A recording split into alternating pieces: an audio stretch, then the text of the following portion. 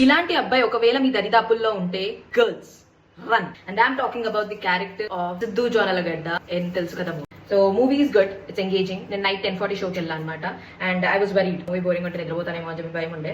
But thankfully the movie was very very very engaging. Like every moment కూర్చొని ఏం జరుగుతుంది next ఏం జరుగుతుంది అనే ఫీలింగ్ ఉండే. Concept is very fresh and new to Telugu cinema at least. It was good. I never got bored at any point. But movie మొత్తం కూడా సిద్ధు జొన్నలగడ్డని they showed like toxic alpha male, like in negative shade. ఏంట్రా బాబు ఎవడు వీడు ఎందుకు ఇలా చేస్తున్నాడు అనే feeling. And I was very very triggered. కోపగల మనిషి నేను అసలు. So I was personally waiting for the end to see how she's gonna resolve this. Movie is written and directed by a female director, but she disappointed. రాశి ఖన్నాని end లో డమ్ గా చూపించేశారు. శ్రీనిధి శెట్టి అనుకుంటా తనని కూడా డమ్ గా చూపించేశారు ఎండ్ లో. సో నాకు కొంచెం ప్రాబ్లమాటిక్ అనిపించింది. Ethically I felt it is not good, but మూవీగా it is good. You can go watch it. Girls మీరు ఆ మూవీ చూస్తే ఎలాంటి అబ్బాయి నుంచి దూరంగా ఉండొచ్చో మీరు తెలుసుకుంటారు. అండ్ మెన్ ఈస్ట్రోజన్ కి ఎంత ఉంటే టెస్టోస్టిరాన్ కి ఎంత ఉండాలి అనే డైలాగ్ మీరు థియేటర్ లోనే వదిలేసి వస్తే బాగుంటుంది. Because in reality it's not estrogen versus testosterone. We both should co exist.